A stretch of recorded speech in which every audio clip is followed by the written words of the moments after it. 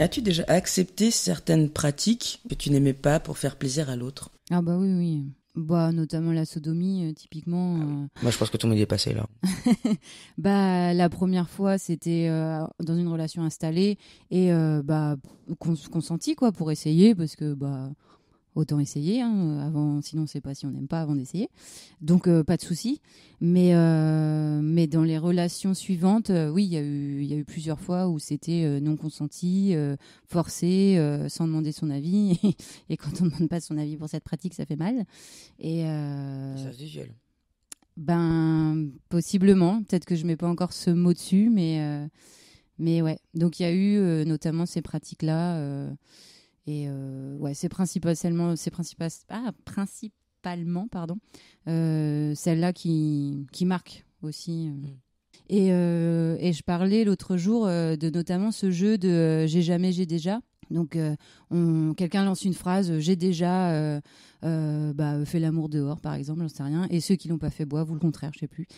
Et c'était un peu la surenchère, ce jeu. Et si t'avais pas d'anecdotes croustillantes à raconter, t'étais un peu en dehors du clan, quoi. Et du coup, je pense que ce genre de jeu qu'on fait tout jeune, ça instaure la normalité, c'est de faire des trucs un peu dingo, de faire ça avec plusieurs personnes, de faire ça. Ouais, fallait des trucs fun, originaux, des trucs à raconter en soirée.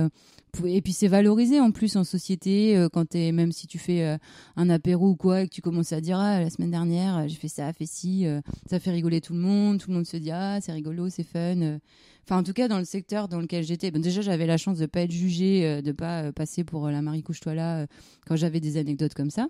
Mais ouais, c'était un peu cette surenchère. Alors, je me suis demandé, est-ce que c'était aussi parce que à l'époque de la fac, j'étais aussi beaucoup dans le milieu LGBT, donc c'est quand même un secteur où les discours sur la sexualité sont relativement libérés. En tout cas, nous, dans notre crew de potes, c'était ça. On parlait de tout ça hyper librement et ouais, il y avait un peu ce côté surenchère. Fallait être rigolo.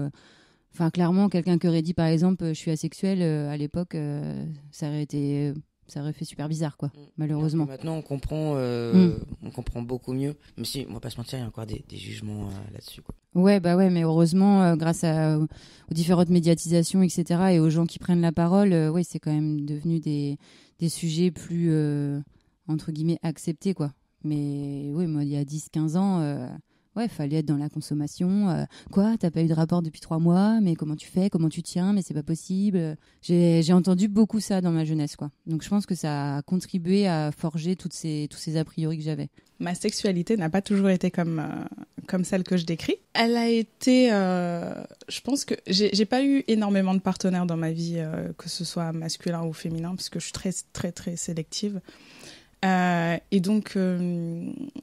quand j'étais avec mon premier amoureux, c'était très dans un sens, du coup dans son sens. Et comme j'étais pas hyper avertie de toutes les questions sur la sexualité, de la sexualité féminine, je connaissais pas forcément mon corps. Du coup, j'avais pas, entre guillemets, trop mon mot à dire. Ah, c'est badant, ça. Ouais, carrément. Mais comment tu l'as vécu? Je m'en rendais pas compte.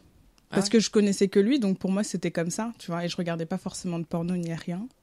Donc, je connaissais pas trop les pratiques, je connaissais pas mon corps, donc c'était pas... Je me basais sur ce que lui aimait, en me disant, si lui, il aime ça, moi aussi, je dois aimer ça. Donc, c'est dans ce sens-là que je te disais que je me forçais peut-être un peu à faire des choses des pratiques ou autres que je ne voulais pas forcément, parce que je connaissais pas, en fait, ma sexualité à ce moment-là. Je pense qu'il faut... parce que la sodomie, c'est quand même quelque chose d'assez étroit. Il faut être détendu, et donc il faut avoir le temps d'anticiper, d'avoir déjà préparé ton truc. Donc, je pense que c'est quand même... quelque chose où il faut en avoir discuté avant avec ta partenaire pour te dire ok, ce soir on la tente ou pas, mais au moins j'ai ma petite poire à lavement. Je suis prête, j'ai fait tout ce qu'il fallait, j'ai mangé que des figues pendant une semaine. Donc tout va bien. Et toi, t'as déjà essayé? Ouais. Et mais moi j'ai pas de poire à lavement. D'où la déconvenue. Ça m'a fait hyper bizarre. J'ai essayé ça avec une ex. En soi, ça s'est bien passé, mais je m'attendais pas. On avait essayé avec un petit plug et elle avait mis beaucoup trop de lubrifiant dessus pour être sûr que ça passe, tu vois. Mais c'est rentré d'un coup et je mets tellement mal. Ah, j'ai pleuré. T'étais pas prête. Ah, autant d'un coup? Non, j'ai eu trop d'amour, là. Ça a ouais, été... t'as eu mal, ouais. Donc ça a été cool. brutal. Enfin, tu vois, la tête d'un plug, à un moment donné, il est plus gros. Et Oui, après, oui. voilà, quoi. Et après, ça se referme, ça fait un peu ventoux, tu vois. Enfin, la forme fait que, machin, tu t'assois dessus, il reste en place, tu vois. J'ai pas apprécié. C'était pas sur ce coup-là, ouais, c'était nul, mais après, on essayait avec un god normal. Et là, c'était top. C'était bien. J'étais prête. Et t'as ressenti du plaisir? Ouais, moi, j'ai bien aimé. Ouais, moi, j'avoue, j'aime bien la sodomie, ouais. Ouais. Et pareil, je suis lesbienne, tu vois, donc du coup, comme quoi, hein, on peut être lesbienne et aimer la sodomie. Ouais, bah Mais oui, c'est pas une matrice que je fais tous les jours non plus. Je veux dire, c'est Mm. occasionnellement avec des gens de confiance. Enfin, des gens. Une personne à chaque fois. Petit gangbang. Moi, je vous connais pas, mais je me sens hyper à l'aise avec vous Avec tous. vous. Je me sens qu'il y a tellement d'amour. Mais là, c'est parce qu'on avait un peu discuté et tout avant aussi. Mais là, ça fait très très longtemps que je l'ai pas fait. Et je vais peut-être pas le refaire tout de suite, quoi. C'est vraiment, je pense que c'est vraiment avec quelqu'un avec qui je suis en couple depuis longtemps, où on se dit, ah, vas-y, peut-être, pourquoi pas, quoi. Ouais. Genre là, comme ça, on sort en one shot, bah, jamais de la Ouais, vie. non, moi non plus, je pense pas, je peux faire ça. On me carre pas une bûche comme ça à l'entrée de la cheminée juste pour dire, salut, c'est Noël. Je ne me connais pas. C'est un soir dans l'année, mais quand même. J'ai des comparaisons un peu bizarres. Je préfère te prévenir.